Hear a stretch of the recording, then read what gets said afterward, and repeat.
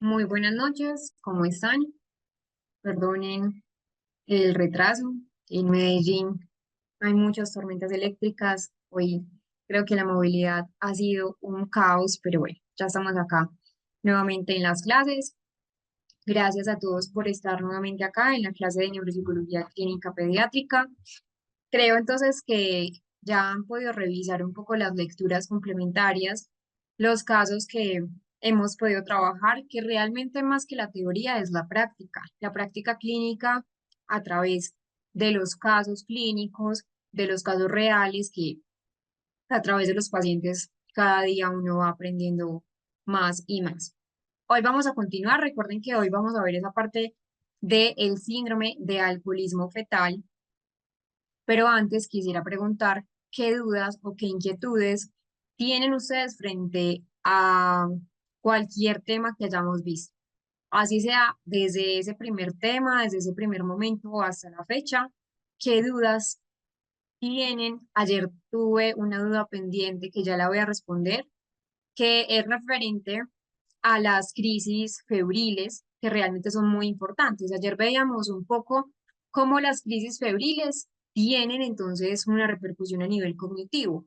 Ojo, no toda crisis febril va a resultar en un deterioro cognitivo. Eso es muy importante tenerlo presente.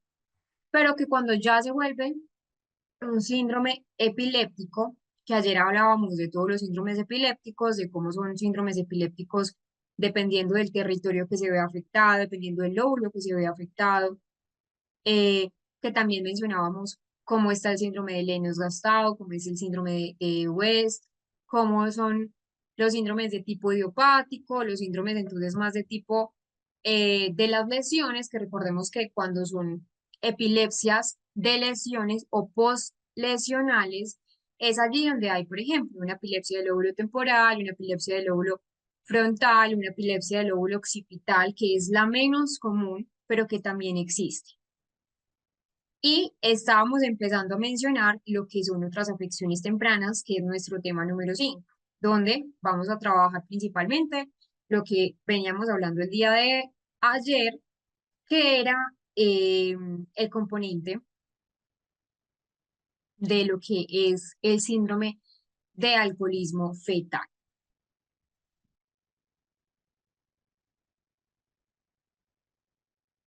Listo. Entonces ya les voy a compartir la pantalla. Vamos a hacer una, una pequeña revisión por el síndrome de alcoholismo fetal. Ya les voy a compartir la pantalla. Por acá estoy leyendo algunas preguntas.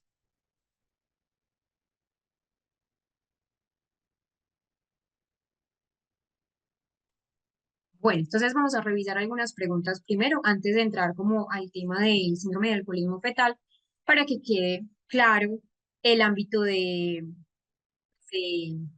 de las epilepsias. Entonces por acá nos pregunta, nos pregunta si cuando dan las convulsiones, pues esas crisis epilépticas, si cuando dan las convulsiones de cualquier lóbulo, puede ser en ambos lóbulos o solo en un lado del hemisferio, es decir, en solo un lóbulo. Entonces, esas convulsiones pueden originarse en un solo hemisferio o también se puede dar en ambos. Que va a depender el tipo de epilepsia, esa zona del cerebro que se ve afectada. Entonces, digamos que para darte la respuesta, esa respuesta depende de si la convulsión es focal o es generalizada, que ya hablábamos que en la generalizada puede dar entonces en toda esa parte de los lóbulos, pero por lo regular es solamente en uno de los dos lóbulos. Por lo regular no quiere decir entonces que no existan personas que tengan convulsiones en el parietal, en ambos hemisferios, no. Entonces se originan, recordemos que esas convulsiones que son de tipo focal, que focal era lo que antes se conocía como parcial, pero que ya se conoce como focal cuando hubo el cambio de nombre que realmente fue en el 2017, no hace tanto, si lo vemos desde, pues, desde una perspectiva pues como de neurociencia. Entonces, recordemos que lo focal es que se va a originar en un área específica de un solo hemisferio, que puede ser entonces el lóbulo temporal, el frontal, el parietal. Por lo regular, esas convulsiones de la zona epiléptica que se va a ver afectada en uno de los lóbulos si es en un solo hemisferio. Pero recordemos que se puede propagar, que hablábamos que cómo es el lóbulo, por ejemplo, epilepsia del lóbulo parietal se podía propagar a la frontal a la parietal, etc. Y recordemos que cuando hablábamos de unas convulsiones generalizadas, desde su inicio, desde el inicio de las convulsiones generalizadas, van a involucrar ambos hemisferios cerebrales. Entonces, una crisis de ausencia que mencionábamos ayer, la crisis de ausencia tónico-clónica generalizadas o las mioclónicas. Entonces, si la convulsión es, ya para hacer pues como el cierre de la pregunta, si la convulsión es focal, inicialmente afecta un solo lado, pero si es generalizada desde el inicio, ambos hemisferios simultáneamente. Pero realmente es importante tener muy claro que por lo regular es en un solo. Ah, bueno, Debbie, la pregunta es, dice, no sé dónde meterme para ver el material en los talleres. Bueno, si ya tienes el material opcional, recuerda que es igual opcional, es con Paula, con Paula Contreras. Le preguntas a ella para acceder al link del material y allí está todo el material.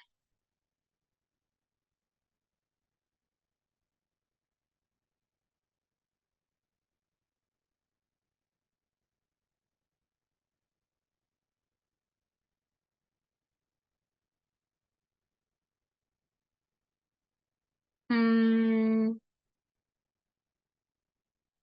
bueno,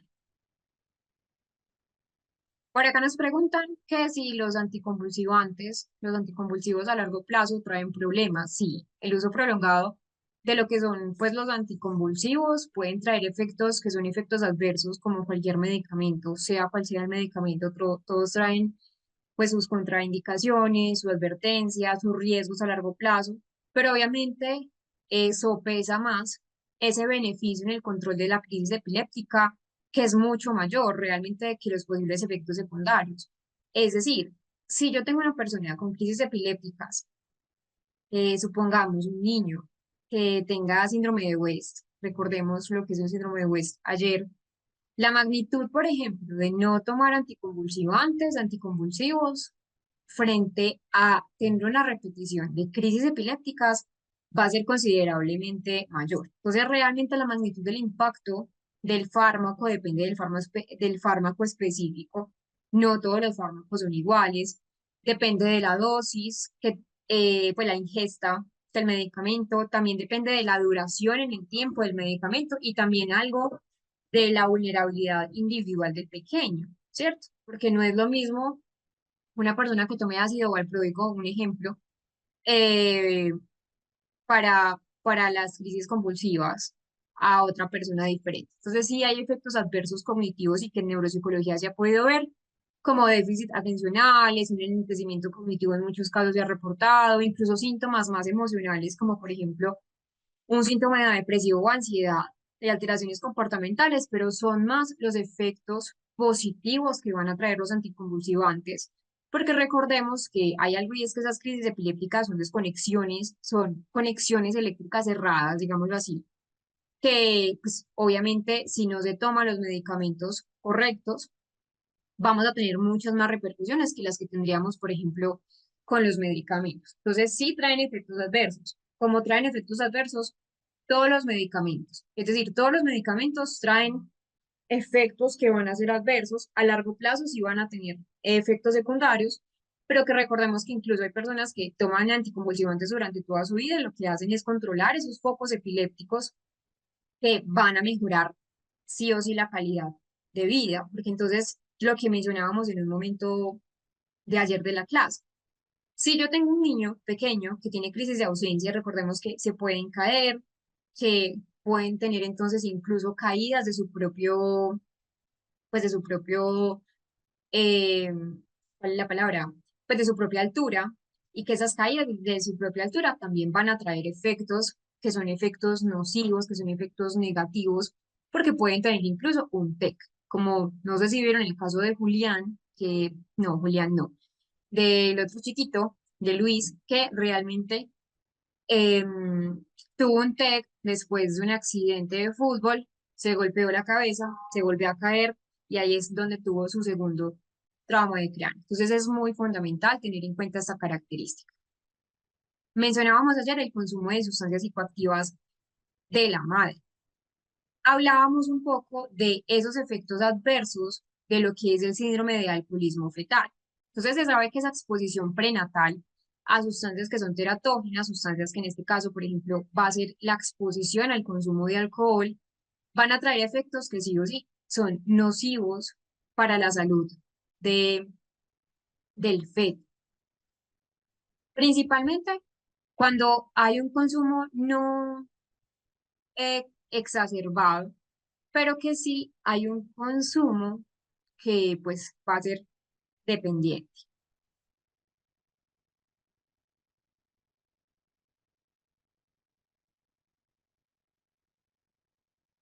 Bueno, entonces mencionábamos que ese síndrome de alcoholismo fetal, pues que es un trastorno igual del neurodesarrollo, que lo que hace es que es una exposición prenatal al alcohol, siendo parte entonces de ese espectro de trastornos de alcoholismo fetal, porque es un trastorno, pues es un espectro de trastornos, es causado principalmente porque la madre durante ese periodo de gestación, pues realmente tuvo un consumo exagerado de, pues, de cualquier tipo de alcohol, no importa cuál sea el alcohol, pero alcohol, ¿cierto? Y que este alcohol atraviesa fácilmente la placenta. La placenta entonces ya no va a ser una barrera protectora y afecta directamente ese desarrollo a nivel cerebral del feto. Es un síndrome que tiene implicaciones tanto físicas, como vimos ayer, les voy a adelantar entonces la diapositiva, eso es solamente un repaso de lo que estábamos trabajando ayer, que tiene entonces repercusiones físicas, como por ejemplo esta parte que hablábamos del puente nasal bajo, eh, que hay fisuras palpebrales, que son cortas, que también hablábamos de ese pliegue epicántico, una nariz chata o aplanada, que va a tener sí o sí repercusiones, tanto físicos, pero también a nivel cognitivo, y no solamente cognitivo, sino también que tiene implicaciones conductuales y también implicaciones de tipo social. Hay unas características que van a ser puntuales en el síndrome de alcoholismo fetal. Eh, Sí, pero más de consumo de alcohol es de consumo de sustancias psicoactivas, porque hay algo importante en nosotros como seres humanos y es esa parte de la epigenética. Es decir, nosotros obviamente somos mamá y obviamente somos papá. Entonces, si hay, por ejemplo, consumo de sustancias psicoactivas por parte del padre, muy posiblemente, por ejemplo, como ese consumo prolongado de heroína, lo que va a hacer es dañar esa parte de el ADN del padre, provocando así, obviamente, que muy posiblemente tenga repercusión en esa parte del desarrollo infantil. Entonces, es importante tener en cuenta, y pues más adelante les voy a decir esta parte de, pues de lo que es el consumo de tabaco.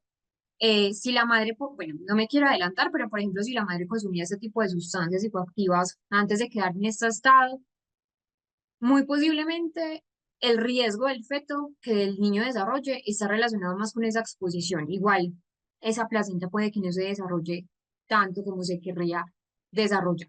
Pero en general, hablando principalmente de esa parte de lo que es el síndrome de alcoholismo fetal, eh, bueno, por acá estoy viendo otra pregunta muy interesante, ya la voy a responder. Pero en general, el niño va a tener tanto dificultades a nivel cognitivo, a nivel intelectual, va a tener características psicosociales que son importantes y que, como les mencionaba, no es solamente un ámbito físico, también va a haber una repercusión a nivel, por ejemplo, psicosocial, que es bastante importante. Entonces, esa teología del síndrome de alcoholismo fetal, esa gravedad depende de cuánto bebió la mamá durante ese proceso de embarazo, cuánto alcohol consumió, qué tipo de alcohol consumió, qué tan frecuente era ese consumo de alcohol. No es gratuito y siempre lo digo, no es gratuito que pues las entidades de salud los profesionales en el área de la salud den contraindicaciones al uso de sustancias, cualquiera que sea, sustancias psicoactivas o alcohol durante ese proceso de gestación. ¿Por qué? Porque va a tener obviamente todo lo que haga la madre una repercusión eh, en ese neonato que pues está próximo a nacer. Si, por ejemplo, se ha llegado, pues si se ha hallado también un alto consumo de alcohol durante esas semanas comprendidas entre la cuarta y la décima, recordemos, la ontogenia del sistema nervioso central causa una desorganización en esa parte de las células, lo cual recordemos que en esa semana hay una semana indispensable ¿para qué? Para la migración celular y que es muy factible que si hay un consumo de alcohol durante esas semanas, haya pérdida celular grave, que se dé entonces una microcefalia, que es un cerebro pequeño que hablábamos de él hace algunas clases atrás.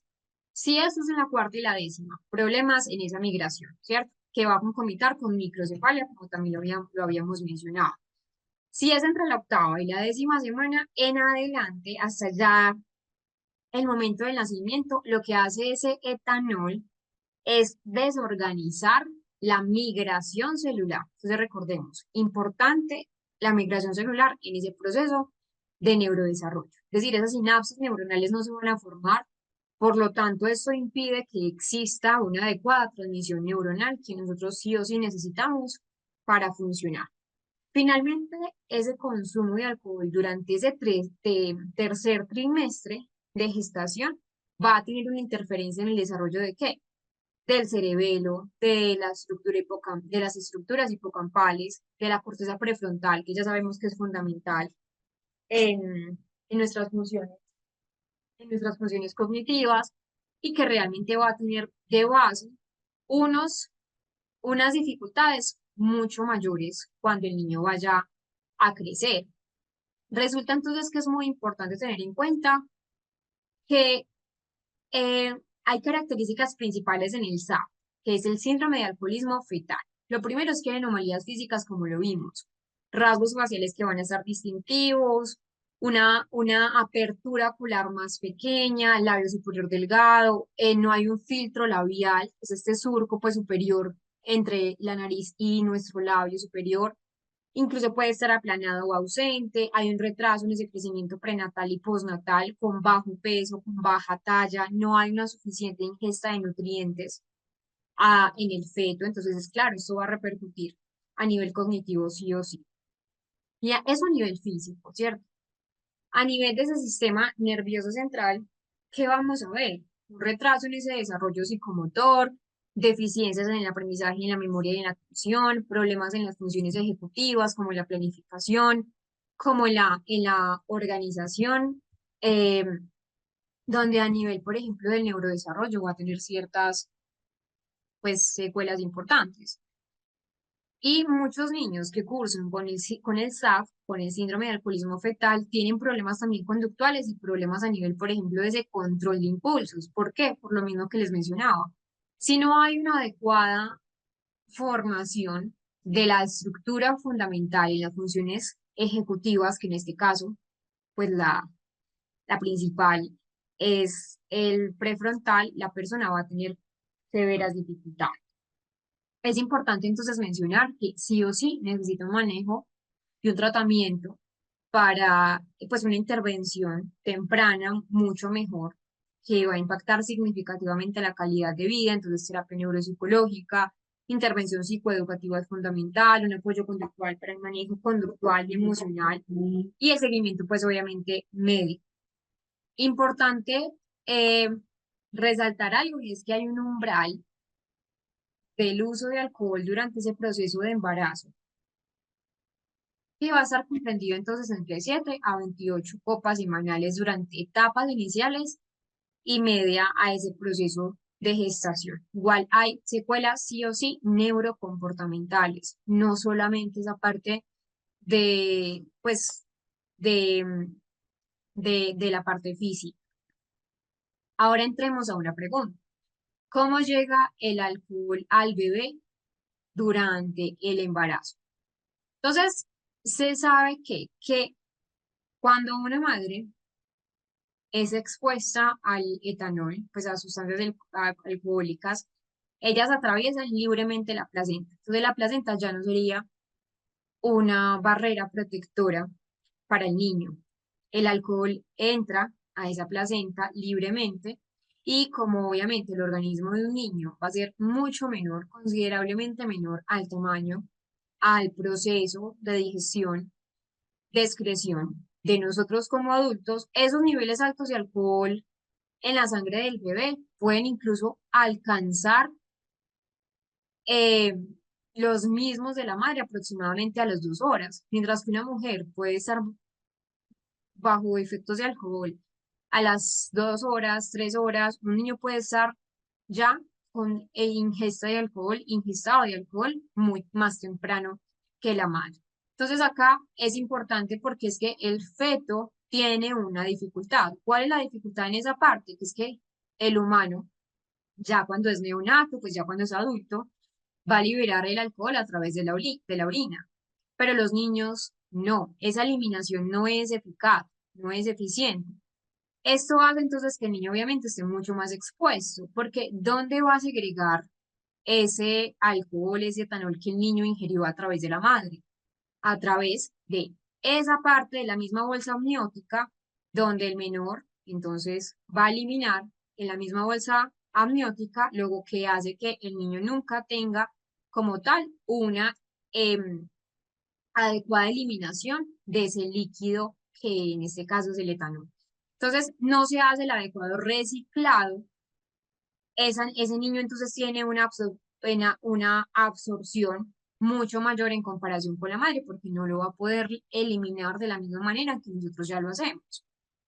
Algunas de las alteraciones entonces que pueden generar en esta etapa son defectos en el cierre del tubo neural, que mencionábamos que es muy importante el tubo neural en ese periodo de inducción o periodo de neurulación que mencionábamos hace pues semanas atrás. También puede haber estrés oxidativo, hay alteraciones endocrinológicas, eh, disminuye esa transferencia de glucosa y obviamente esos aminoácidos vitales en ese proceso de desarrollo, lo cual puede entonces repercutir no solamente en el alcohol del niño, sino que también va a repercutir en el adecuado, pues en esa adecuada ingesta de de nutrientes que sí o sí necesita un niño para poder entonces subsistir. Quiero que veamos un caso de un niño con síndrome de alcoholismo fetal para que nos quede un poco más claro el tema como siempre lo hemos hecho. Importante entonces tener claro que ese síndrome de alcoholismo fetal no es el único síndrome que va a tener el niño. Vamos a ver cómo incluso el consumo de sustancias psicoactivas también va a impedir un adecuado neurodesarrollo. Una pregunta muy valiosa que me hicieron también en esta cohorte y en la cohorte pasada. No tanto con el consumo de alcohol, sino que en la cohorte pasada una pregunta fue excelente y me preguntaron que si, por ejemplo, porque siempre digamos que se le atañe a la madre toda la responsabilidad, ¿cierto? Obviamente carga con mucha responsabilidad, con un porcentaje mucho mayor en relación al padre, porque es quien lleva a el niño durante 280 días de gestación que dura la gestación del ser humano, pero el padre también tiene responsabilidades ahí. ¿Cómo? Con esa parte de los genes. Entonces no es que si el padre era consumidor crónico de algunas sustancias psicoactivas, ejemplo, heroína, el niño no tenga repercusiones, sí, ya les voy a explicar, pero quiero entonces que tengamos este síndrome de alcoholismo fetal.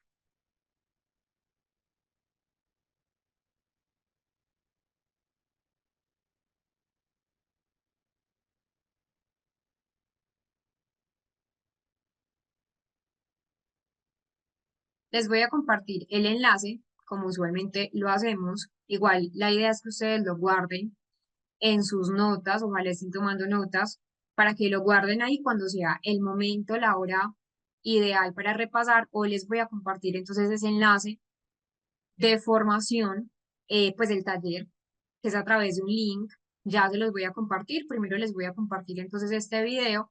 Después del video les explico, pues abro pues un pequeño apartado para que podamos entender un poco más cómo es esa parte del diligenciamiento de nuestro taller, que realmente pues es un taller formativo, no es obligatorio. Saben que el aprendizaje nunca debe ser obligatorio, debe ser más voluntario, pero para que tengamos eso muy presente. Entonces, este es el enlace del video, ya saben, entonces la dinámica para explicarles un poco el taller. Listo. Entonces, algo muy importante, antes de continuar con esa parte del síndrome de alcoholismo fetal y la pregunta que yo que les mencionaba ahora, era relacionada con si la madre consumía ese tipo pues como de sustancias psicoactivas antes de quedar pues, en estado de embarazo. Si ese tiempo de gestación frena su consumo, igual los niños, por ejemplo, pueden estar expuestos a tener ese síndrome. Cuando una madre entonces consume sustancias psicoactivas antes del embarazo, no solamente me estoy refiriendo a esa parte del síndrome de alcoholismo fetal, es importante tenerlo presente, pero si la madre, por ejemplo, consume durante ese periodo pues previo de gestación, igual va a haber efecto en el feto. Menor riesgo, sí. Pero si, por ejemplo, el riesgo, bueno, si detiene su consumo, supongamos, durante esa gestación y antes de eso había consumido, el riesgo de que el feto desarrolle síndrome relacionado con la exposición a sustancias sí va a disminuir significativamente en comparación si una madre, por ejemplo, consume sustancias psicoactivas durante ese proceso de embarazo. Si tiene un consumo activo, obviamente aumenta mucho más el riesgo. Sin embargo, hay algunos factores que sí pueden influir en que esos riesgos estén directamente relacionados con el desarrollo neurológico, más bien neuropsiquiátrico o neuroconductual en el bebé. Hay factores que se llaman factores acumulativos del consumo previo de sustancias psicoactivas. Por eso, como les mencionaba ahora, no es capricho del área clínica de salud que se suspendan incluso muchos medicamentos a nivel psiquiátrico cuando una madre, por ejemplo, eh, pues tiene algún diagnóstico a nivel psiquiátrico, que se suspendan durante ese proceso de embarazo, que van a ser factores teratógenos en ese crecimiento crítico del sistema nervioso central. Entonces, como les menciono, hay efectos acumulativos en el consumo previo. Algunas sustancias psicoactivas pueden tener efectos que son acumulativos en cuanto a qué, en cuanto a que alteran de forma duradera el organismo de la mamá, de la gestante en este caso. Y obviamente esto, como afecta a la madre, afecta durante pues ese proceso de gestación. Por ejemplo, lo que habíamos mencionado ahora es el alcohol, también lo hace, los opioides, algunos medicamentos psiquiátricos como por ejemplo las benzodiazepinas, alteran el entorno uterino materno al modificar ese estado nutricional. Es decir, no va a tener el mismo acceso de nutrientes un niño que de pronto tiene una madre que no es consumidora, nunca ha sido consumidora, a una madre que sí lo fue, que de pronto durante el embarazo no lo hace, pero que ya está modificado el estado nutricional, ese estado hormonal, incluso metabólico de la mamá.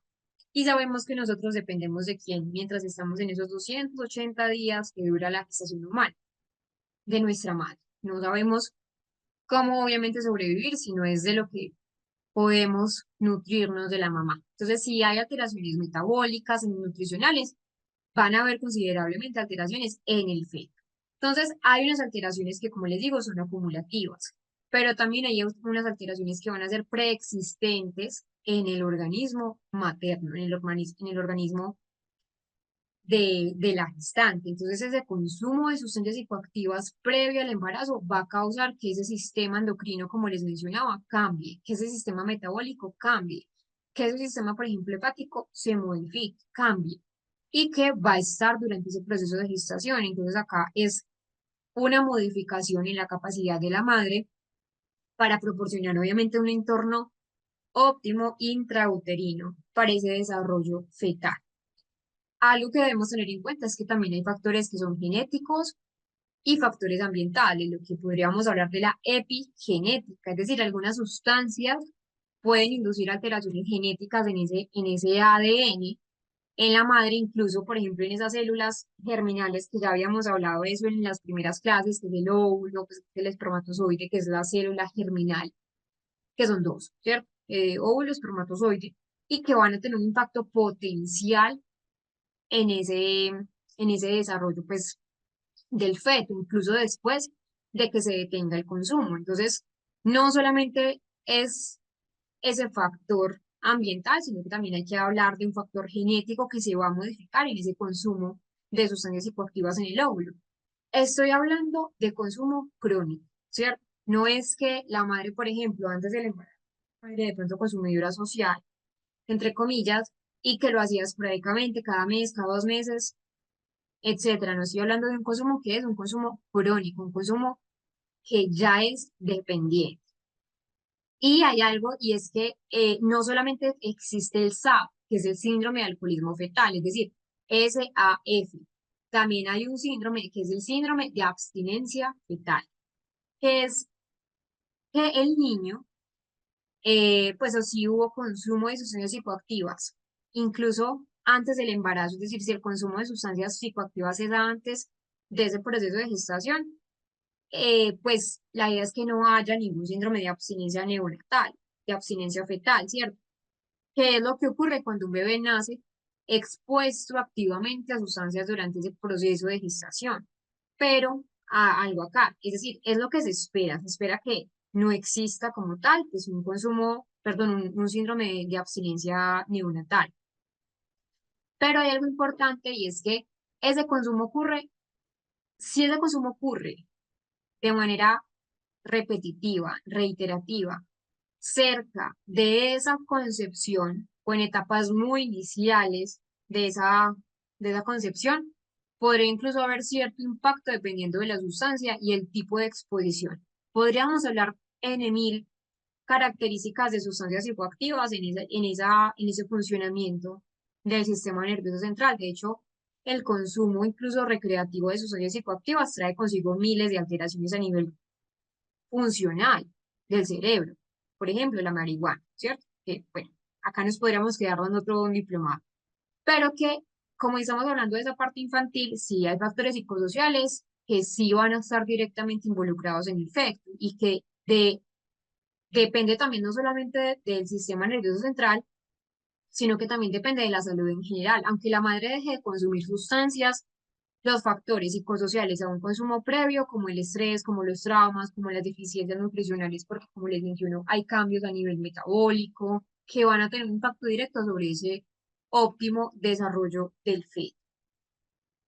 Em, Hablando un poco de qué síndrome podría ser en riesgo, no estoy pasando la diapositiva para que de pronto no se pierdan, eso es como por responder una pregunta que vi más arriba y otra que también me habían hecho algunos días atrás. Eh, pues qué síndrome podía estar en riesgo, ese síndrome de alcoholismo fetal, ese SAF, SAF. Es decir, si el consumo de alcohol se detuvo antes de la concepción, el riesgo de SAF, de síndrome de alcoholismo fetal, sí va a disminuir sustancialmente, porque ese síndrome solamente ocurre cuando hay una exposición directa al feto al alcohol durante la gestación. Por lo que les mencionaba ahora, porque para el feto es muy difícil eliminar de ese líquido amniótico, de ese lugarcito donde está el etanol. Es muy difícil porque la excreción va a ser allí mismo, no hay cómo liberar. Es decir, el etanol entra fácil, pero el etanol no sale. Entonces, digamos que estaría dentro de una exposición mucho mayor, dentro de una exposición mucho más directa al feto que incluso esa madre. Sin embargo, si hubo un consumo en etapas muy iniciales, antes de que de pronto a veces pasa que la mamá no se da cuenta que está en embarazo y que ya luego se da, pues, y ya luego se sabe, porque pues hay cambios físicos, cambios hormonales, obviamente esa parte del retraso menstrual. Cuando ya la madre se da cuenta del embarazo, puede cambiar los hábitos.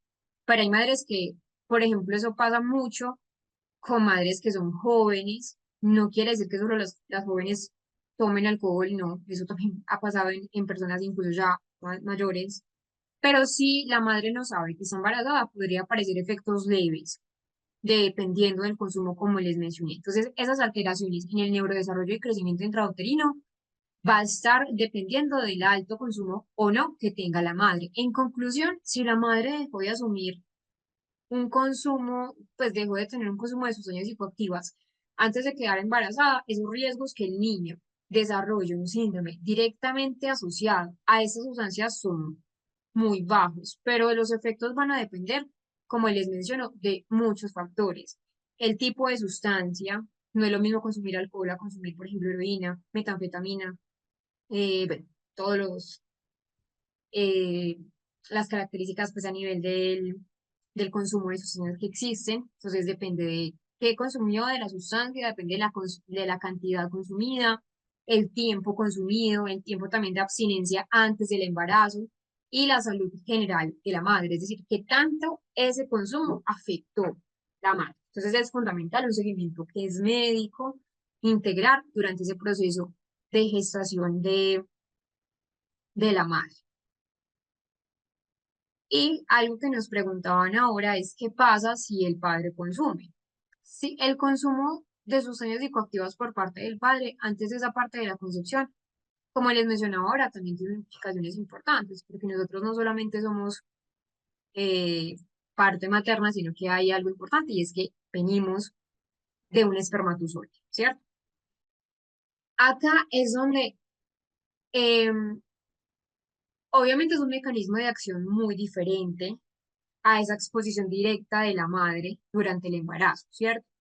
Pero en relación al padre son factores relacionados a un consumo paterno que van a modificar o que van a repercutir en alteraciones de tipo más genético, en modificaciones en el ADN, en ese espermatozoide, ¿cierto? Es decir, esa parte epigenética es muy importante, alteraciones genéticas y epigenéticas, que van a tener un impacto directo a nivel pues del cambio en ADN. Hay un impacto en el consumo paterno en la concepción y es que hay alteraciones en el material.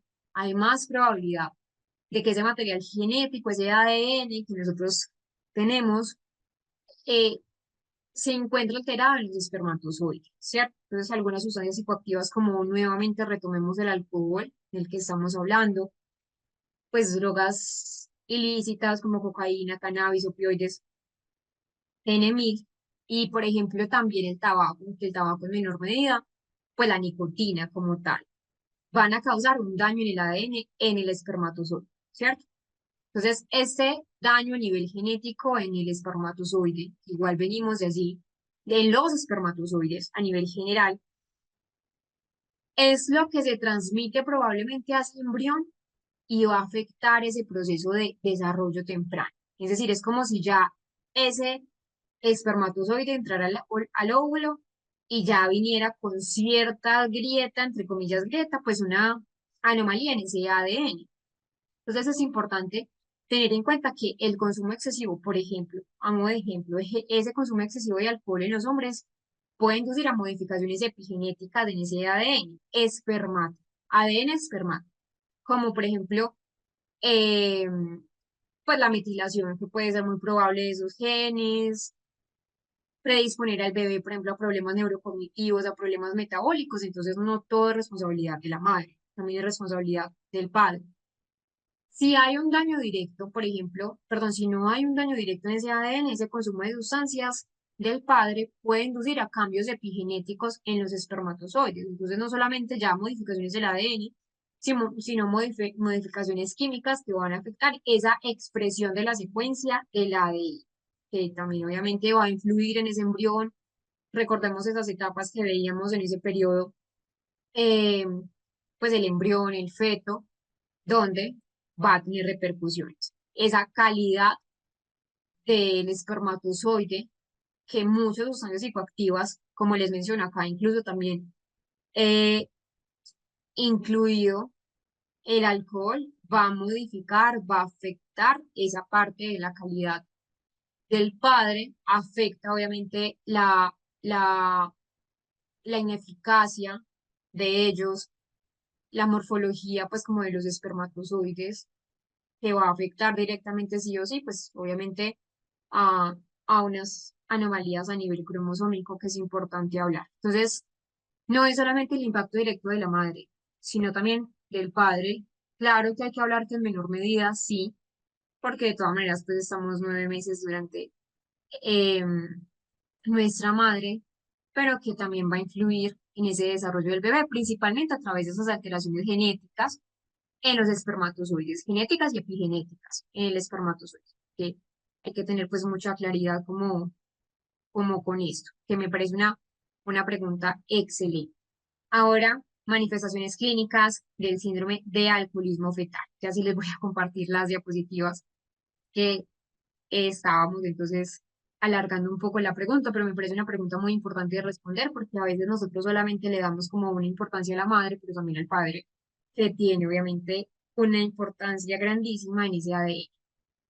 Entonces, cuando hablamos del síndrome o esas manifestaciones clínicas del síndrome de alcoholismo fetal, nos vamos a encontrar con múltiples áreas en ese desarrollo. ¿Qué podemos encontrar? No solamente características, por ejemplo, a nivel conductual, sobre todo esa regulación emocional. En el síndrome de alcoholismo fetal es muy probable que las personas tengan un pronóstico durante toda su vida, puedan tener dificultades para desarrollar, por ejemplo, correctamente habilidades sociales, que no tengan una buena autorregulación. Acá se lo señalo, que es lo que más se ve en el síndrome de alcoholismo fetal, lo que afecta ese control de impulsos emocionales. Es decir, nosotros para poder socializar, y por eso hablo de manifestaciones en las habilidades sociales, y es porque nosotros para poder tener un buen patrón de socialización con quien sea, necesitamos un autocontrol emocional. La desregulación emocional es muy eh, frecuente en el síndrome de alcoholismo fetal. Entonces acá las dificultades afectan ese control de impulsos de los niños, son mucho más eh, fáciles de llegar a la ira, a un control pobre en situaciones que requieren pues un control importante, que es obviamente de manejo en muchos casos, incluso a nivel psiquiátrico. Cuando hablamos, por ejemplo, de un estudio a nivel neuroanatómico de los SAF, de los niños con síndrome de alcoholismo fetal, hablamos que pueden tener manifestaciones físicas que pueden estar, por ejemplo, desde disminución en el tamaño total del cerebro. Recordemos que en ese primer trimestre de gestación, perdón, segundo trimestre de gestación, puede haber entonces una malformación estructural. ¿Dando pie a qué? Dando pie a que los niños puedan tener incluso una microcefalia, que es una alteración en la migración celular, neuronal. Y que hay unas estructuras importantes, el telencéfalo y el cerebelo. Yo no sé si ustedes recuerdan esa clase cuando estábamos hablando de las divisiones o la vesiculización del tubo neural, no sé si lo recuerdan, que lo primero es el telencéfalo, que el telencéfalo, pues cerebro anterior, cerebro medio y cerebro posterior. Entonces, que de allí se vesiculizaban otras estructuras dando pie a otro del telencéfalo que sale, por ejemplo, los hemisferios cerebrales y los, el cuerpo calloso. Entonces, en relación a esta pregunta que me acabaron de hacer sobre eh, que si hay agenesia del cuerpo calloso o hipoplasia del cuerpo calloso en este entorno, sí. ¿Por qué? Porque hay una disminución en el telencéfalo, que del telencéfalo hay una subdivisión, una ramificación de los hemisferios derecho e izquierdo y el cuerpo calloso, que es esas comisuras que nos permiten una conexión entre ambos hemisferios. Hay menor volumen en general en muchas características. Por ejemplo, los núcleos de la base, eh, el cuerpo calloso, lo que habíamos, bueno, ya que estaba así, el cuerpo calloso que se ve afectado, donde, muy bien, agenesia del cuerpo calloso, adelgazamiento del cuerpo calloso, entonces esa hipoplasia del cuerpo calloso, que hay asimetría en general en esa parte hipocampal, que hay un menor tamaño del hipocampo izquierdo que del derecho en comparación con los niños de un desarrollo normal. ¿Qué va a afectar? La memoria. Y mencionábamos en algunas clases, y creo que ya, también ayer, que si yo tengo una afectación en la memoria, también voy a tener una afectación en el aprendizaje. Porque aunque el aprendizaje también depende de una comprensión, también depende de una memoria, de almacenar y luego evocar la información que yo previamente guardé. Entonces, importante que entendamos que en el síndrome de alcoholismo fetal hay una disminución en los lóbulos frontales, dando o generando que los niños con síndrome de alcoholismo fetal tengan menor regulación emocional, que sean más impulsivos, pero desde el tono emocional, ¿cierto? Que sean más reactivos ante las circunstancias de la vida cotidiana, porque sabemos que el hemisferio, perdón, que es el lóbulo frontal, es responsable de eso. Entonces, importante tener en cuenta estas regiones afectadas en el síndrome de alcoholismo fetal, porque van a tener repercusiones importantes, lo que les mencionaba en las primeras clases. De hecho, en neuropsicología todo se relaciona y por eso hay que hacer tanto análisis. No sé si ustedes se acuerdan de las tres esferas, de la esfera psicosocial, de la esfera cognitiva y de la esfera neuroanatómica, pues de la neuroanatomía. Miren entonces cómo es ese correlato de lo neuroanatómico y ese correlato cognitivo, pero que también tiene un impacto psicosocial. ¿Cuál sería el impacto psicosocial? Entonces, miren acá, haciendo un ejemplo de lo primero que vimos. Si yo tengo un niño con una dificultad a nivel, por ejemplo, de el cuerpo calloso, pero también esa asimetría hipocampal, voy a tener un niño que va a tener dificultades en una buena interacción entre los dos hemisferios, regulación emocional pobre con esa parte de lo frontal, pero también es un niño que no va a tener un buen papel en el proceso de aprendizaje, es un niño que va a tener repercusiones psicosociales en el campo educativo, pues donde muchas veces no hay las adecuaciones curriculares que deberían existir. Entonces, miren cómo se correlacionan las tres variables que veíamos al principio en neuropsicología. Acá les dejo un ejemplo, pues es uno de los artículos de pediatría donde cómo es la exposición a cocaína en niños menores de 5 años, en una serie de casos, para que entonces lo tengan presente. Realmente lo que hace el estudio es mirar, pues es una variable y la variable en este caso sería, por ejemplo, el consumo de sustancias psicoactivas de la mamá. En este caso es particular el consumo de cocaína, donde están expuestos a etapas perinatales, donde también afecta ese proceso de lactancia materna, que están entonces en riesgo, obviamente, de lo que mencionábamos ahorita, el síndrome de abstinencia neonatal, para que lo puedan observar, pues es un estudio general. Antes de entrar a esa parte de los psicosíndromes, vamos entonces a complementar con eh, el día a día de un niño con síndrome de alcoholismo fetal. Ya les voy entonces a compartir el caso para que ustedes puedan ver. Van a analizar muy bien en el caso que les voy a pasar, cómo sería, por ejemplo, si notan los rasgos faciales, que recordemos que los rasgos faciales también van a estar presentes en los niños con síndrome de alcoholismo fetal, el retraso en el neurodesarrollo, para que vean entonces el caso físico, cómo podría ser. Hablemos de los psicosíndromes. Entonces, allí terminaríamos esa parte del síndrome de alcoholismo fetal. Recuerden que es fundamental comprender que no es solamente el síndrome de alcoholismo fetal, es un espectro de alteraciones tanto físicas, en este caso obviamente trabajábamos los aspectos a nivel neuropsicológico, pero que son de consideración, obviamente, de neurólogo, de pediatra, de neuropsicólogo, de psicólogo, principalmente, obviamente, porque también no solamente va a afectar al niño, sino esa parte psicosocial que va a estar involucrada la familia. Psicosíndromes. Entonces, para hablar un poco de lo que son los psicosíndromes, es un grupo donde están secuelas psicológicas, secuelas cognitivas, secuelas emocionales, comportamentales de los niños después de un daño encefálico temprano. Porque siempre coloco este tema, pues o ese subtema realmente acá.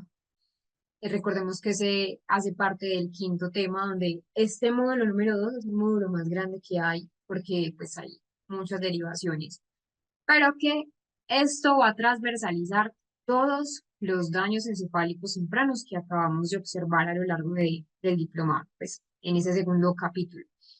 ¿Qué podemos subdividir aquí? Los trastornos emocionales y del comportamiento que son inespecíficos, pero también los síndromes específicos a nivel neuropsicológico. Cuando hablo de un trastorno específico es porque acá, en general y excluyendo también pues los que tienen daño grave, las pruebas de inteligencia, las escalas evolutivas en los niños con psicosíndromes en específicos a causa del daño encefálico en esa primera infancia son normales, ¿cierto? Pero al contrario, ese comportamiento se va a caracterizar por diferentes aspectos. Una incapacidad, por ejemplo, para discriminar lo esencial de lo irrelevante, una incontinencia afectiva, entonces acá en esa incapacidad para discriminar lo esencial de lo relevante, un patrón de comportamiento tanto a nivel de la conducta como en la vida diaria. No es solamente en el tema de la atención, de esa capacidad de atender del niño pues a la tarea, que es importante, ¿no? Sino que en general en la percepción, en el razonamiento, en los procesos de abstracción, muy posiblemente en esa capacidad del niño para discriminar lo esencial de lo relevante, que tiene que ver con la abstracción. Si tú le preguntas en qué se parece el amarillo y el verde, el niño no va a ser capaz de hacer una abstracción de discriminar lo irrelevante, que lo irrelevante es, no sé, que son colores de frutas, a lo realmente central, que son colores. Incontinencia afectiva, entonces el niño tiene gritos, llantos, risas, que son desenfrenados, desencadenados, una desregulación emocional frente a cualquier tipo de situación. Muy posiblemente también en estos hiposíndromes existe una hipersensibilidad a los estímulos, que esté manifestada entonces como una tendencia a tener una atención a todos los estímulos, como si no pudiera seleccionar la información relevante, como si tuviera una afectación en ese patrón pues de lo que podría ser una atención de alerta atencional, no es capaz de seleccionar la información importante de lo que realmente no. Y acá baja tolerancia a la frustración. Entonces el niño no acepta que se le aplace alguna satisfacción, no acepta que de pronto hoy no se pudo ir al parque porque estaba lloviendo, entonces debemos ir mañana o pasado mañana u otro día. A veces no lo acepta y eso lo lleva a ¿qué? A tener nuevamente una incontinencia de tipo afectivo. Importante es que esta baja tolerancia a la frustración no es solamente, por ejemplo, cuando se le aplaza alguna satisfacción o algún regalo que el niño quiere, es cuando de pronto no tolera ni siquiera una pérdida de algo o cuando en una competencia de un juego, de pronto otro niño gana, ¿cierto? Y también hay dificultades en trastornos de atención y concentración, un mal rendimiento académico a nivel de grupo, pero en general con buen funcionamiento a nivel individual, ¿sí? Y hay que tener en cuenta que hay una perseveración, comportamientos que son repetitivos, tendencia a, como dice la palabra, engolosinarse, ¿cierto? A llenarse de golosinas donde no hay acá. En esta perseveración es porque hay una, ¿por qué se explica una conducta perseverativa? Porque hay una falla en ese control inhibitorio, que el control inhibitorio es quien nos dice a nosotros, bueno, ya, tienes que parar, no más golosinas, o no más hamburguesas, o no más gaseosas.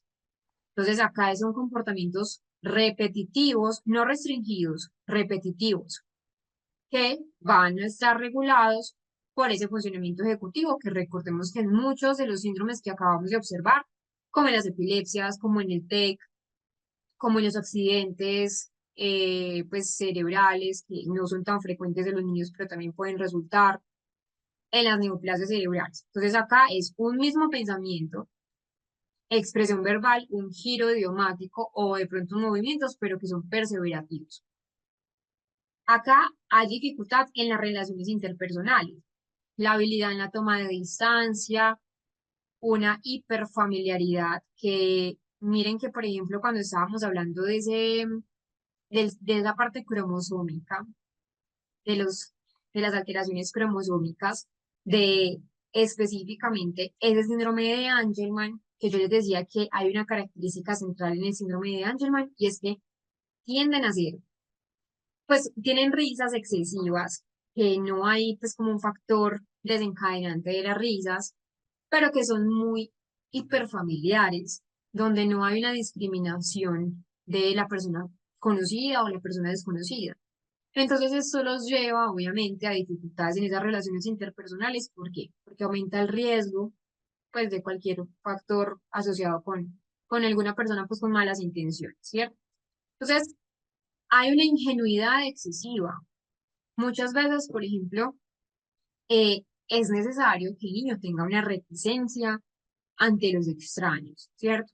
Y que se sienta más confiado si, por ejemplo, la mamá o el papá saluda al extraño, el niño ya se siente con una mayor apertura para poder saludarlo. Pero si, por ejemplo, el extraño llega y saluda al niño y el niño no observa por imitación, que la mamá y el papá o alguna figura representativa también saludas extraño, el niño lo que hace es poner una barrera. Esa barrera es importante en ese neurodesarrollo cognitivo, porque ya nos da a entender que el niño sabe que sí y que no, ¿cierto?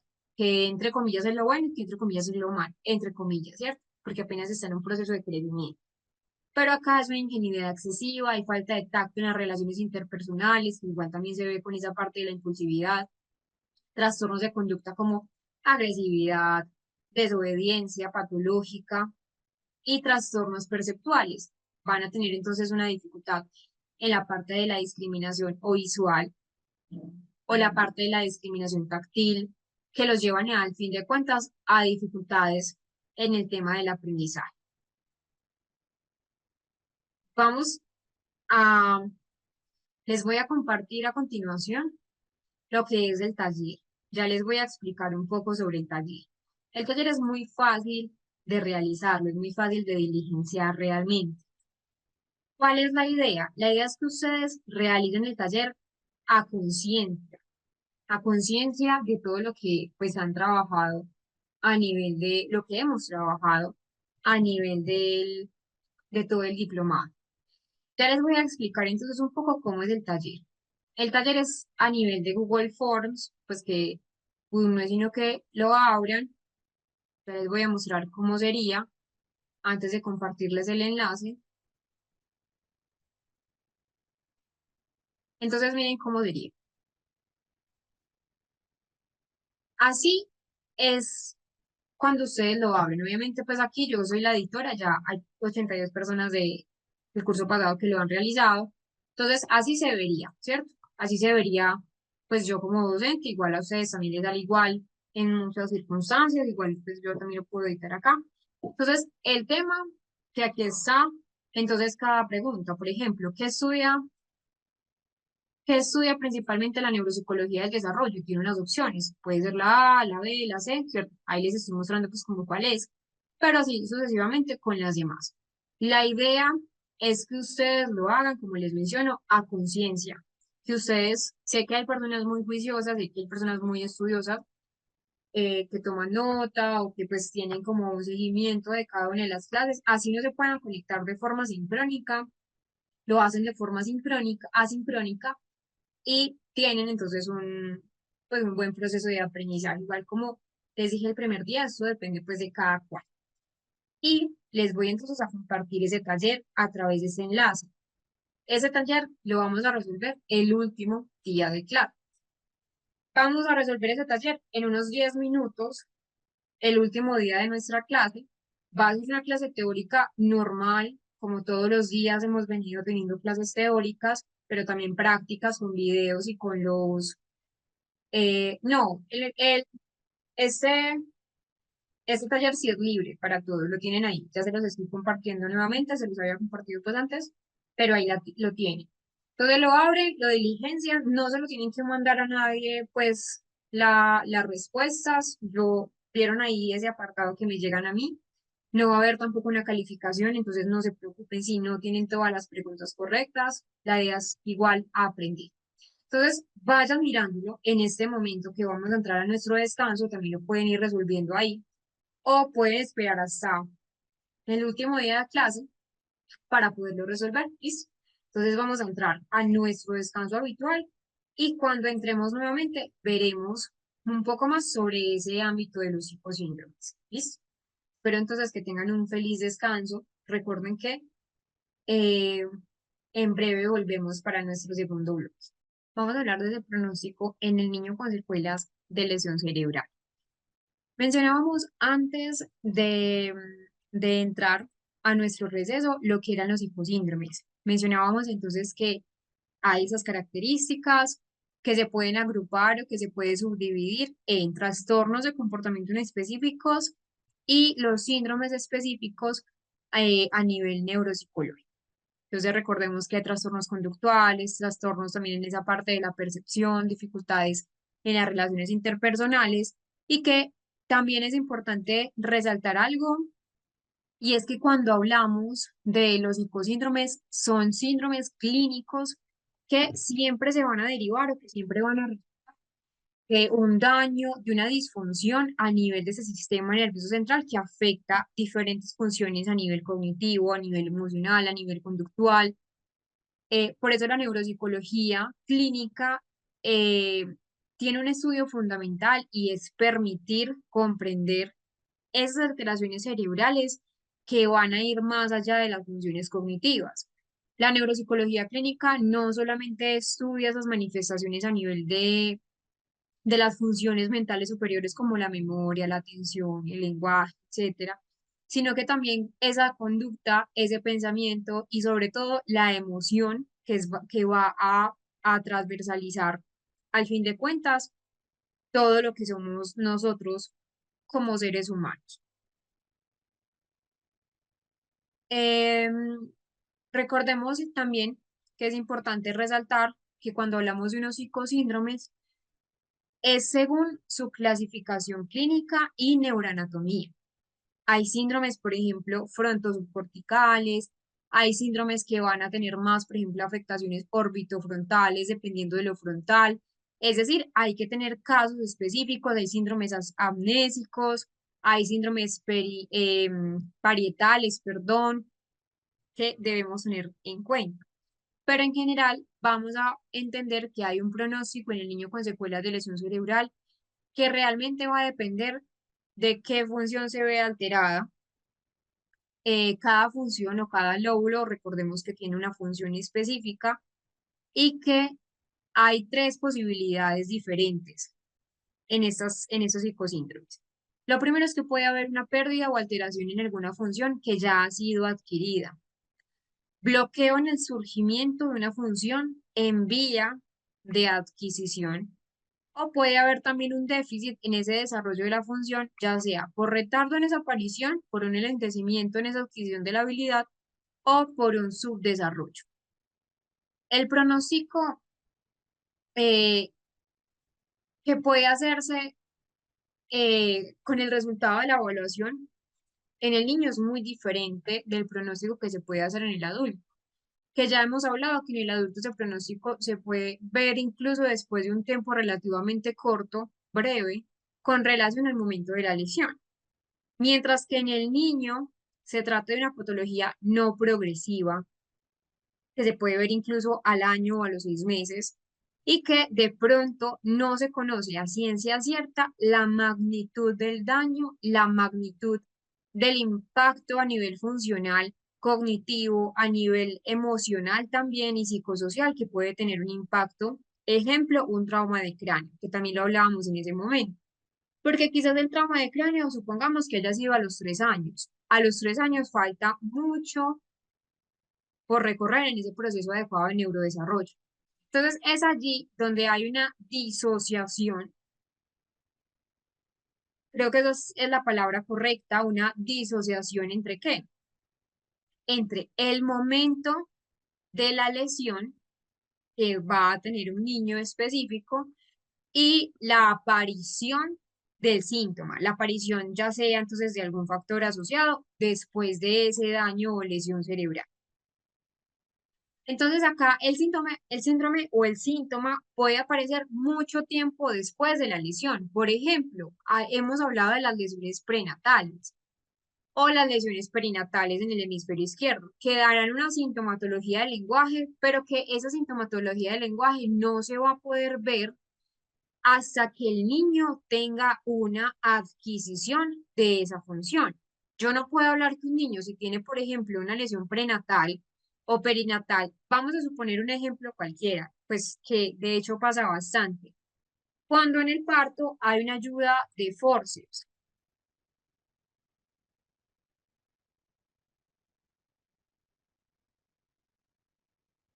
¿Ustedes me están escuchando bien en este momento o me escuchan doble? Ah, bueno, perfecto. Pensé que me escuchan mal, o sea, sí me escuchan bien o sí me escuchan mal. Bien, ¿cierto? Doble. Bien, bueno, entonces debe ser Debbie. Debbie, de pronto tienes abierto un audio o o un video. Revisa bien. Igual yo revisa y está bien. Entonces, les estaba mencionando que estaba en el lenguaje. Entonces, cuando un niño, por ejemplo, tiene una lesión perinatal, más bien, pues, sí, perinatal, en esa parte del nacimiento, por ayuda de forceps, que de hecho es muy común que los niños de pronto tengan una lesión cerebral por ayuda de forceps en ese nacimiento, quizás tenga un daño cuando sacan al niño.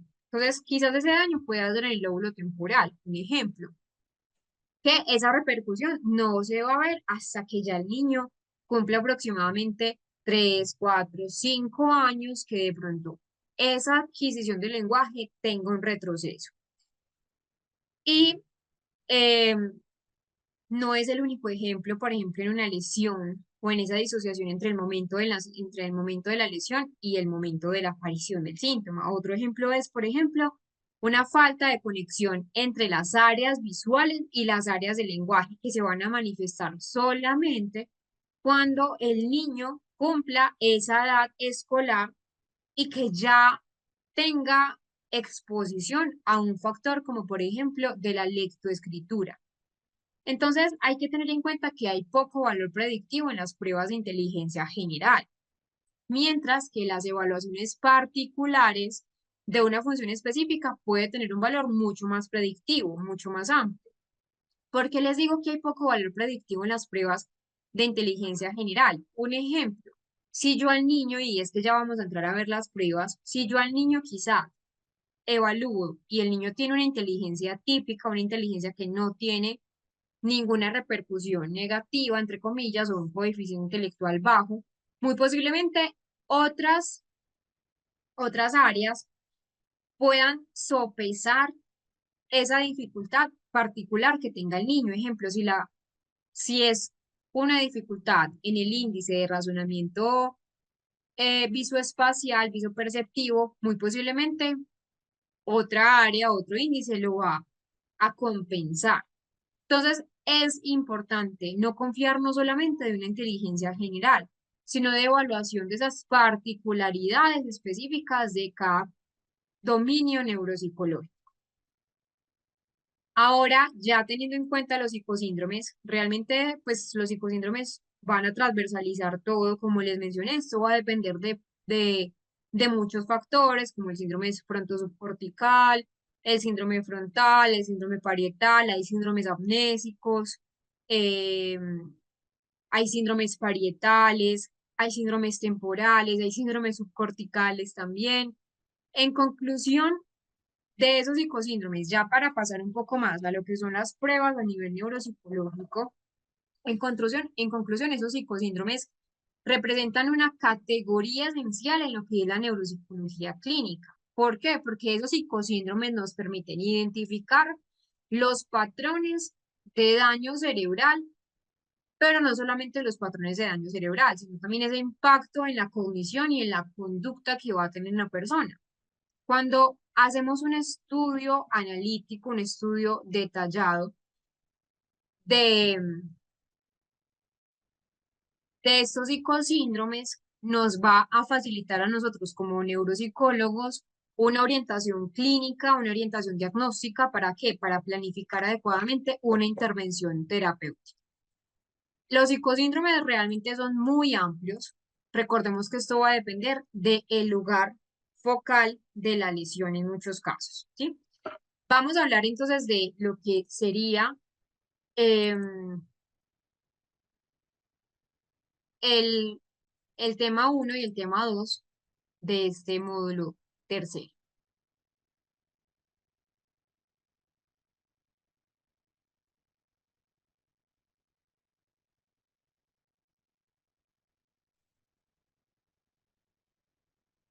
Les voy a volver a compartir también al chat de Zoom lo que les compartí hace un momento antes del receso, y es el taller. El taller no es sino que les den clic, y les abren directamente y lo van diligenciando.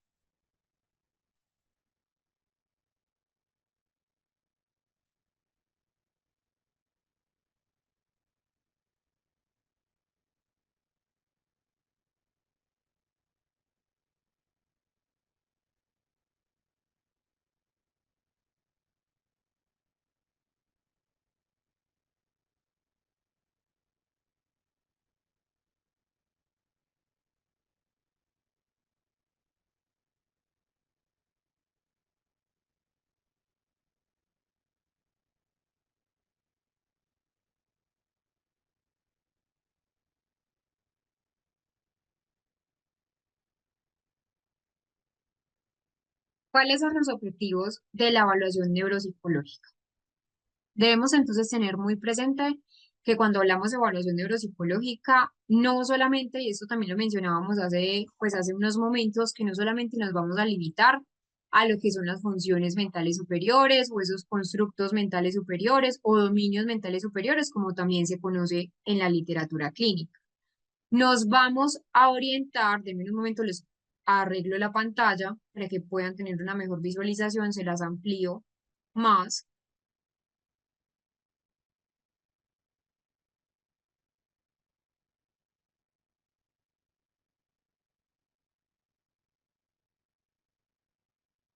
Bueno, creo que ya.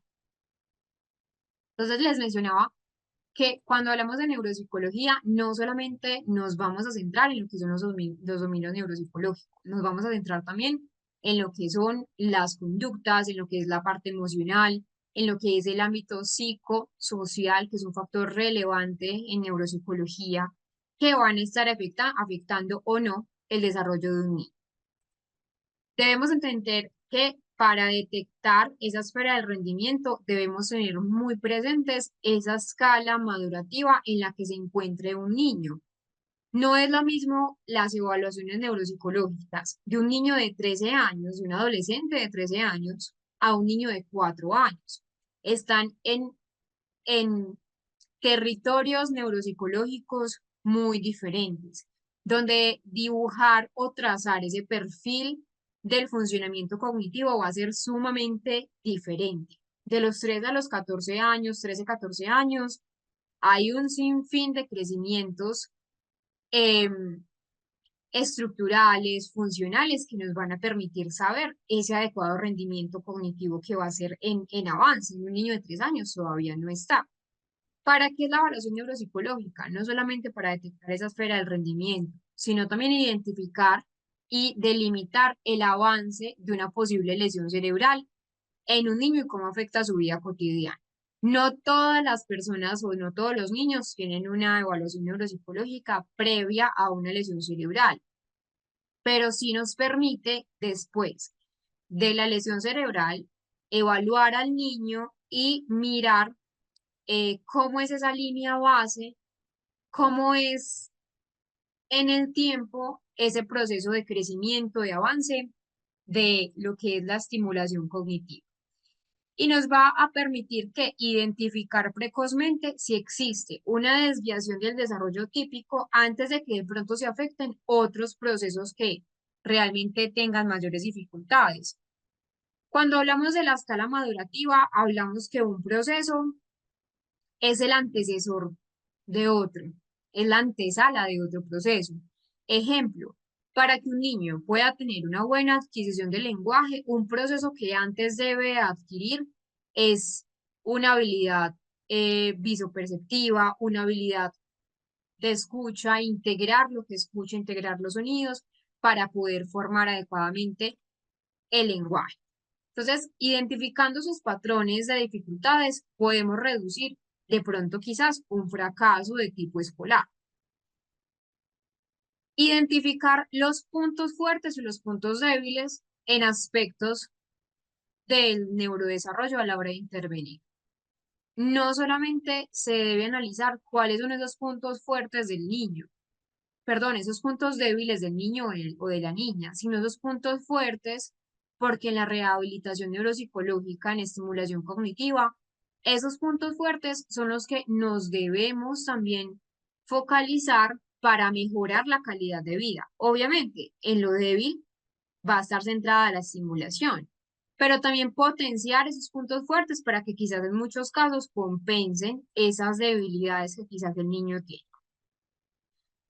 Se recomienda entonces que tengamos en cuenta otros objetivos, conocer las estrategias y el momento en que se utiliza la prueba, estudiar los factores internos y externos que afectan el comportamiento del niño. Esto se los digo porque es muy importante. No es lo mismo evaluar, por ejemplo, un niño que esté en un ambiente carente de estimulación, carente de afecto, o un niño que llegue a evaluación neuropsicológica porque la mamá lo regañó antes, ¿qué ha pasado? Es decir, para evaluar el rendimiento cognitivo es importante tener muchos factores.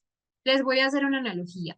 Si ustedes se presentan a un examen ya siendo adultos donde esa parte de la regulación emocional quizás ya está mejorada, y en ese momento que ustedes se presentan al examen, han terminado, por ejemplo, con su pareja, les aseguro que en ese momento ustedes en el examen no se van a concentrar. Lo mismo pasa con los niños. Si tienen un regaño de su figura, que en ese caso es su figura de apego, en muchos casos, ¿cómo creen que es el rendimiento cognitivo del niño en la prueba neuropsicológica? Va a ser paupérrimo, porque el niño no se va a concentrar y aparte va a tener un factor emocional que me va a permitir, pues, que nubla ese real funcionamiento cognitivo. Por eso siempre en las pruebas neuropsicológicas, antes de empezar, preguntar cómo está el niño emocionalmente, qué factores eh, previos tuvo, si comió bien, si durmió bien, si hubo algún factor estresor, pues que fuera a considerar.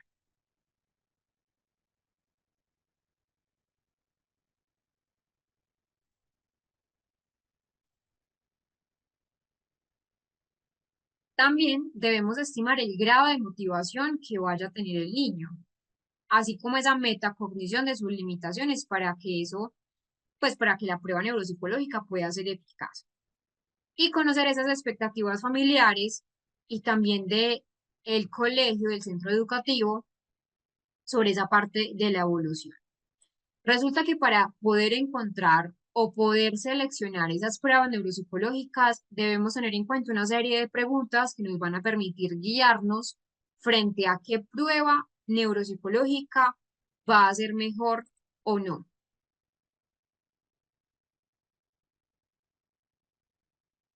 Entonces, acá tenemos algunas. Primero, las demandas del subtest respecto a la entrada, al procesamiento y a la salida de la información que están evaluando al niño en ese momento, es decir, la validez que tenga, la validez del contenido, la validez también de los baremos. Yo acá siempre hablo de la validez y es que no solamente si yo estoy evaluando memoria, no puedo utilizar pruebas de fluidez verbal, ¿cierto? Obviamente funciona, pero no es la validez, no es la salida de información que estamos trabajando, pero también los baremos. ¿Por qué les digo que los baremos? Porque es necesario comprender que la población, por ejemplo, latinoamericana, es muy diferente a la población suiza, sin decir que los latinoamericanos somos mejores o que los suizos son mejores, no se trata de quién es mejor o no, porque en neuropsicología eso ha sido como un debate de siempre, como, no, es que la, pues que también los he escuchado, como la cognición de las personas en el primer mundo es mucho mejor que la cognición y las personas del tercer mundo. No se trata de eso. Se trata de que de las culturas. Yo no puedo evaluar a un niño latinoamericano, un niño, por ejemplo, de mi país, Colombia, con un niño que está en China, o un niño que está en Suiza, o un niño alemán, ¿cierto? ¿Por qué? Porque la cultura también moldea ese procesamiento cognitivo, que a veces se habla poco de ello, pero la cultura moldea nuestra forma de ver el mundo, moldea nuestro procesamiento de información. Entonces es importante la validez, no solamente del proceso que estoy midiendo, sino la validez en los baremos. El subtest tiene las características, esa es otra pregunta. Si el subtest tiene las características técnicas adecuadas para evaluar el proceso en el que estoy interesado. Creo que eso se relaciona también con la primera pregunta. La tercera es, si el niño ha utilizado una estrategia en concreto, el subtest está evaluando algo distinto por ese motivo, es la sensibilidad. De alguna manera ha podido afectar a los resultados un cambio en mi estilo de interacción con el niño o en la administración de la prueba. Esa relación terapéutica en neuropsicología es importante. Si yo de entrada, y es de aquí pues que es muy importante hablarlo, esa sensibilidad con los niños es muy diferente el trato neuropsicológico de un adulto al trato neuropsicológico de un niño. Obviamente es porque el niño espera de ti una validación. El niño siempre está esperando una validación. ¿De qué? De si está correcto o si está incorrecto, porque es a lo que está acostumbrado. Así sea el niño más desafiante. Siempre espera una validación de un adulto que en este caso vas a ser tú como evaluador. Entonces, importante, obviamente en el adulto, en la evaluación neuropsicológica del adulto, ese estilo de interacción debe ser un poco más formal, porque es un adulto, ya hay una una emoción diferente, una regulación emocional muy diferente, mientras que el niño espera que tú le digas si está correcto o incorrecto. Obviamente hay tareas donde tú no le puedes decir si está bien o si está mal, pero al terminar, por ejemplo, una tarea neuropsicológica, un reforzador, y es que aquí debemos hablar también de esa parte emocional, un reforzador social va a ser lo hiciste muy bien, ¿cierto? Siendo muy coherentes, obviamente, con el rendimiento del niño, o diste lo mejor que tú pudiste dar, ¿cierto? Algo así, algo similar, pero esa relación terapéutica con el niño es sumamente importante. Si yo de entrada con el niño soy seria, soy serio, el niño no se va a sentir cómodo en la evaluación. Entonces, ese rapport, esa relación terapéutica es sumamente indispensable en el rendimiento neuropsicológico. Otro es si ese comportamiento del niño antes, durante o después de recibir ayuda para resolver la tarea explica su rendimiento, ¿cierto? Lo que es la autorregulación. Alguna actividad que el niño ha realizado o que deba realizar después de la evaluación puede incidir en su rendimiento. Acá es muy general que de pronto los padres se tomen muy laxos la evaluación neuropsicológica. Y es acá donde tengo una historia. Imagínense que una vez estaba evaluando una niña muy pequeña, pues tenía 5 años relativamente, y vamos a utilizar el WIPSI y otras pruebas neuropsicológicas, no solamente el WIPSI, pero pues para que tengan pues como una noción de lo que ya vamos a entrar. Y la mamá la dejó, es decir, la mamá se fue obviamente las mamás, pues o los papás o los acompañantes no deben entrar a las pruebas neuropsicológicas, porque eso compromete la validez porque el niño va a estar pendiente de qué opina la mamá, qué opina el papá y no de la tarea a ejecutar. Pero resulta que la mamá, antes de irse, le dijo, bueno, ya me voy, adiós. Y durante ese proceso de evaluación, la niña solo preguntaba, ¿dónde está mi mamá? ¿Por qué se fue? ¿A qué hora va a llegar? Entonces yo me voy a quedar aquí hasta qué horas, quién va a venir por mí. Es decir, es una niña de 5 años, obviamente ya está más grande, ya entiende muchas cosas, ya tiene una noción mayor de las cosas, pero también hay un apego. Ella estaba en un lugar desconocido, era la primera vez, y algo importante es que ya cuando llegó la mamá, le expliqué que la idea es acompañar, ¿cierto? Eh, y bueno, obviamente sucedieron más cosas y la idea fue volver a retomar el proceso neuropsicológico con otra prueba diferente que fuera validada. La mamá aceptó, pero eso es muy importante, ¿cierto? Antes o después. En ese momento un factor estresor para el niño, en este caso la niña, era que la mamá se había ido. Habían asistido la mamá y la abuela. Ninguna de las dos estaban. Entonces es ahí donde la niña se sentía obviamente desamparada, angustiada de la hora que venía la mamá. Y otro factor que puede pasar es que el niño a veces no entiende el para qué es la evaluación neuropsicológica, dependiendo, por ejemplo, si es un niño con introspección adecuada o no. Pero por lo general los niños creen que pues son actividades que si lo hacen rápido, esto no va a afectar el rendimiento, o que si lo hacen de una manera poco eficaz, no va a afectar su rendimiento porque no hay una noción de para qué son las pruebas neuropsicológicas. Igual, esto siempre se le debe advertir al niño de una manera, pues, ajustada a la edad.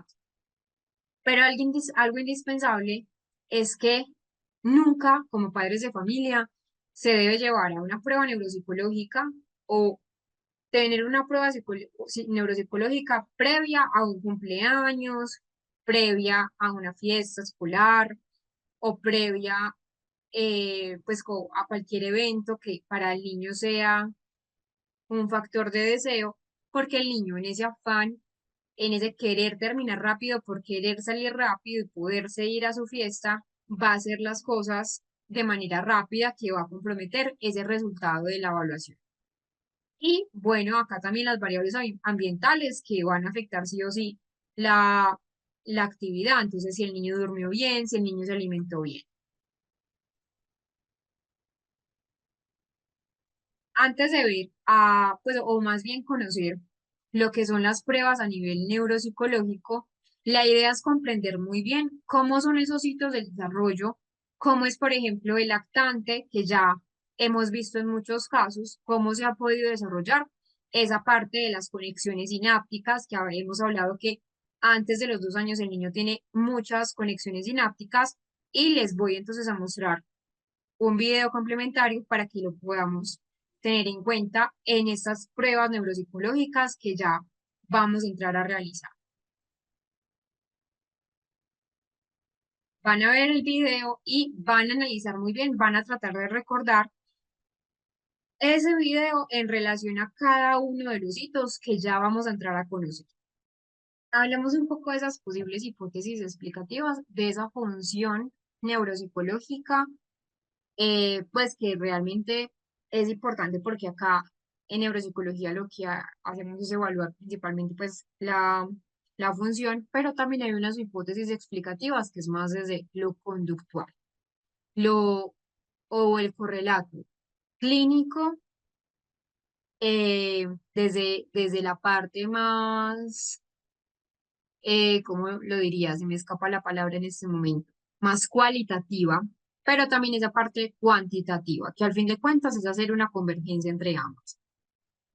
Cuando hablamos de una conducta manifiesta, puede ser, por ejemplo, las estrategias que el niño utilice, que, por ejemplo, pueden haber persistencia de estrategias que no son eficaces, que el niño hace y hace la misma conducta, pero que realmente esa conducta, a pesar de que de pronto hay una observación por parte del clínico que quizás no es la conducta ideal en el niño, es decir, que le hace caer en cuenta que no es la conducta, que por ahí no es el camino, el niño lo sigue haciendo. Entonces puede ser dificultades en una inhibición de respuesta, que de todas maneras se va a desencadenar con una conducta perseverativa. Hay una falta de supervisión de la conducta, es decir, esa hipótesis explicativa va a ir más relacionada con esa parte frontal, puede ir también déficit en la memoria de trabajo. Muy posiblemente otra conducta manifiesta sea unas interrupciones que son reiterativas, que pues son disruptivas durante la evaluación. Muchos niños, por ejemplo, en la evaluación neuropsicológica, de la nada te pueden contar una historia que le pasó ayer o que le pasó la semana pasada, es decir, eso es una interrupción.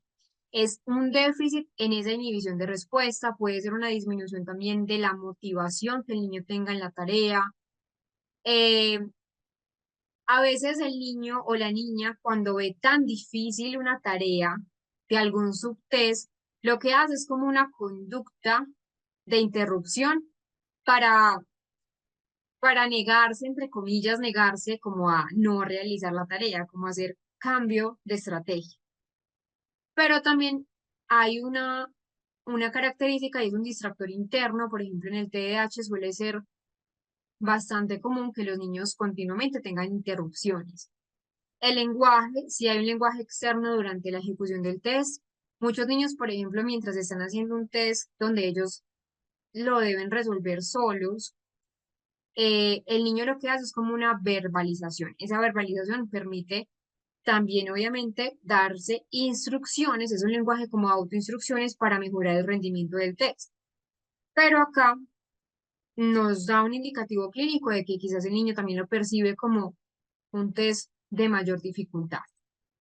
Errores. De omisión al final de la tarea de cancelación, por ejemplo, hay una mala estrategia de rastreo visual, hay una mala estrategia de un control inhibitorio, déficit en esa sesión, en esa atención sostenida, disminución quizás de compromiso en la tarea, el tipo de trazo que puede ser un trazo de tipo inestable es porque puede haber una impulsividad del niño para realizar tareas lo antes posible, entonces lo que les mencionaba ahora, a veces quieren terminar rápido para, no sé, quizás irse a un cumpleaños luego, escasa motivación para la tarea, cuando hay un trazo como perezoso, como inestable. Allí se debe intervenir como clínicos para darle obviamente una instrucción de la motivación y la tarea, de por qué es importante. que lo haga bien, obviamente en un lenguaje claro para un niño. Pero también hay pruebas donde el niño requiere un tiempo mayor, es decir, requiere un exceso de tiempo en la tarea. Entonces, ¿esto que nos va a dar como indicativo? Que hay dificultad en la comprensión de instrucciones, que hay un estilo reflexivo y analítico, pero que a veces puede ser contraproducente cuando hay tareas de velocidad de procesamiento, donde hay también importancia que el niño, cuando lleva más tiempo en la prueba neuropsicológica, hay mayor fatiga cognitiva. Algo que de pronto en Colombia no sé cómo sea en el resto de países, obviamente creo que esto varía según los estilos de, de salud, pues si el Ministerio de Salud o esa parte de las IPS acá en Colombia, va a variar la duración de un test. Por ejemplo, no es lo mismo un test neuropsicológico acá en Colombia, estoy hablando pues de mi país, si quieren me dejan en los comentarios cómo se maneja en sus países, cómo es el horario, cuál es el tiempo límite en la prueba neuropsicológica. Pero por ejemplo acá en Colombia, una prueba neuropsicológica está oscilando entre 2 horas a 2 horas y media o con suerte 3 horas en un mismo día. Entonces, hay que tener en cuenta que como neuropsicólogos, la primera prueba que se aplique es la prueba que mayor esfuerzo cognitivo tiene el niño y que las últimas pruebas que se deben aplicar son las que requieren de pronto menos control cognitivo. En casos de niños, en casos de adultos también, esto es importante a considerar en un protocolo de evaluación neuropsicológica. Vamos a hablar de esa selección de pruebas para la creación de un protocolo de evaluación neuropsicológica. Realmente es importante destacar que para hablar de una visión de la evaluación neuropsicológica infantil es un proceso activo, es un proceso que debe ser dinámico, que no solo como la mera aplicación sucesiva de pruebas y ya, también se debe dotar de importancia a las señales cualitativas que les acabo de mostrar. Es decir, cómo es el tipo de trazo, cómo es el tiempo invertido en niño, el tipo de errores, es una convergencia entre lo clínico cuantitativo y lo clínico cualitativo, que me van a dar a mí cómo son esas conductas manifiestas durante la ejecución de una tarea. Sí, total. Pero, por ejemplo, acá en las IPs, totalmente de acuerdo, y todos los neuropsicólogos en Colombia lo sabemos. Pero, por ejemplo, cuando es particular, sí es una obra espacial, ¿cierto? Particular. Pero, pues acá en Colombia hay algo importante y es que el Sistema Nacional de Salud, en especialmente lo que son las IPS, pasa diferente en las prepagadas, pues que son las pólizas, pues ya digamos en temas más nacionales, ¿cierto? Hay algo y es que hay mucha demanda de población que necesita o que requiere un neuropsicólogo, tanto infantil como adulto y del adolescente. Entonces, sí, efectivamente, un rendimiento ya, incluso a los 30 minutos, y eso que es mucho en un niño, afecta significativamente ese rendimiento cognitivo. Estrés ocular, exactamente. También porque muchas pruebas neuropsicológicas no solamente son de papel y lápiz, como ya vamos a ver, sino que también son de software. Entonces, muchas, por ejemplo, está el Wisconsin, que el Wisconsin no solamente es con las tarjetas, sino que también hay, pues, una clasificación de tarjetas Wisconsin digital en software. Entonces, sí, realmente eso es cierto, pero digamos que en el Sistema Nacional de Salud, cuando es una IPS, cuando no es por póliza o pues sí, eh, que me parece totalmente injusto, pues sí hay una afectación. Entonces, lo que les mencionaba es que también hay que tener en cuenta esas señas cuantitativas, cualitativas, porque esas señales cualitativas van a ser más fácilmente visibles durante todo ese proceso de evaluación. Si se han tomado notas, como neuropsicólogo se debe tomar notas, además, si es factible en muchos casos una grabación. Obvio, todo en el consentimiento informado que se haga previamente a la evaluación, ¿cierto? Entonces, informar si el niño se desmotiva, mirar esa parte de cómo reacciona al cansancio, si el niño tiene una detección y previa, pues y posterior corrección de errores, etcétera. Es muy importante entonces también escoger esas respuestas literales que en muchos casos el niño da o el adolescente da para saber realmente cómo son estas características más de tipo cualitativo. Conozcamos un poco entonces esa selección de pruebas para la creación de un protocolo. Importante, son de administración únicamente clínica. Solo los profesionales en el área clínica las deben utilizar. Entonces, debemos tener en cuenta que no es solamente una aplicación de pruebas por aplicar, como les mencionaba, que acá es conocer muy bien cómo funciona el cerebro, por eso los neuropsicólogos y psicólogos deben conocer muy bien la estructura cerebral, cómo funciona el cerebro, cómo funcionan las áreas del cerebro, cómo se conecta el cerebro, para poder entonces comprender cómo funcionan las pruebas neuropsicológicas. Y en el informe neuropsicológico, que ya es el producto terminado, el análisis, ya que como tu clínico plasmas en papel, pues o plasmas en un software o dependiendo pues del gusto del clínico, vas allí a entender cómo es ese procesamiento neuropsicológico infantil. Importante mencionar, y eso siempre lo digo, que las pruebas es una herramienta, es como si yo tuviese un martillo. Si yo no sé usar un martillo, si yo no sé usar un taladro, si yo no sé usar una sierra, el trabajo de carpintería me va a quedar mal. Lo mismo pasa con las pruebas neuropsicológicas. Si yo no sé usar las pruebas neuropsicológicas, o las sé usar, pero me falta la parte clínica, que es lo importante acá, realmente no voy a comprender. Muchas veces dicen como listo, yo quiero la prueba neuropsicológica, pero para poder entender o para poder aplicar realmente una prueba neuropsicológica, no es solamente mirar la puntuación, es hacer un correlato neuroanatómico, neurofuncional con esas pruebas que me están dando allí. Baterías neuropsicológicas y evaluación del desarrollo cognitivo. Por eso acá la pregunta que hacían hace un tiempo, hace 3 clases, de si las pruebas estaban en el material o no. Las pruebas son de compra, clínico, es decir, cada profesional o cada institución de salud se encarga de comprar esas baterías neuropsicológicas y de evaluación del desarrollo cognitivo, que son diferentes a un tamizaje neuropsicológico o a un tamizaje psicológico, que eso es importante tenerlo muy presente en cuanto a la diferencia. Para no quedar de pronto con el tema iniciado, mañana vamos a trabajar esas baterías neuropsicológicas y de evaluación del desarrollo cognitivo por edades de aplicación. Esas son las que vamos a ver. Vamos a ver la NIPSI 2, que va de 3 a 16 años, el cuestionario de madurez neuropsicológica Comanín, que va de 3 a 6 años, esa parte también de la prueba de inteligencia de Reynolds, que es el test de inteligencia pues de Reynolds, que puede ser el RIAS o el RIS, que es más cortico, el RIS es breve, el RIAS también es muy breve, realmente el RIS sí que es breve, es más un tamizaje.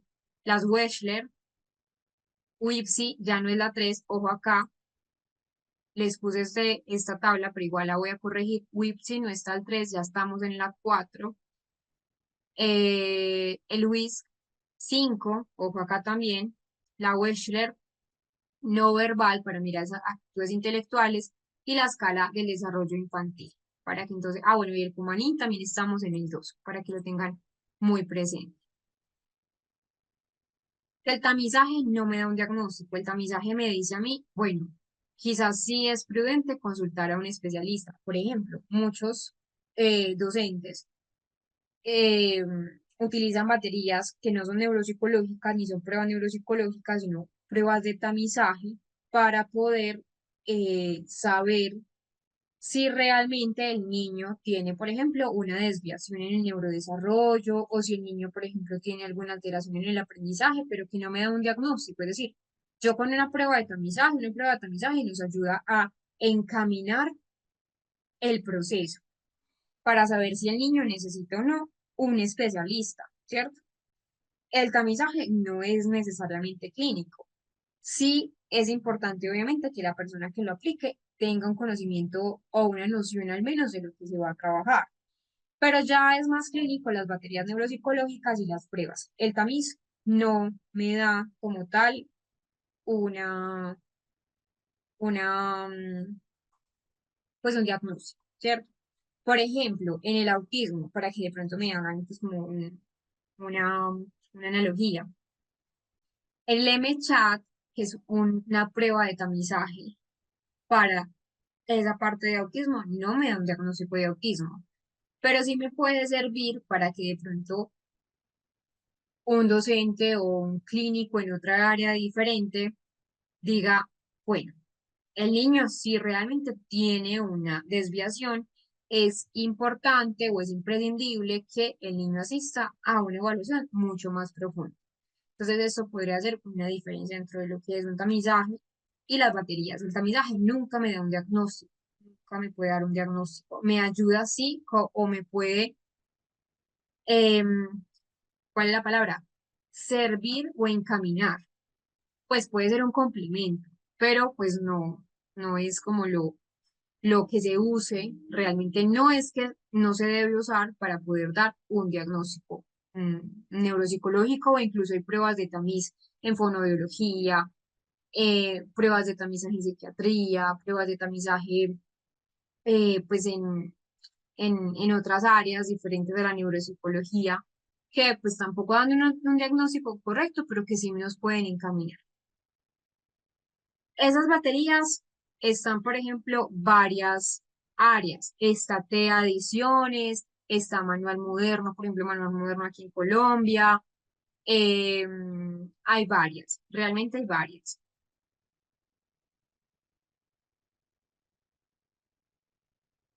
¿Qué otras preguntas tienen?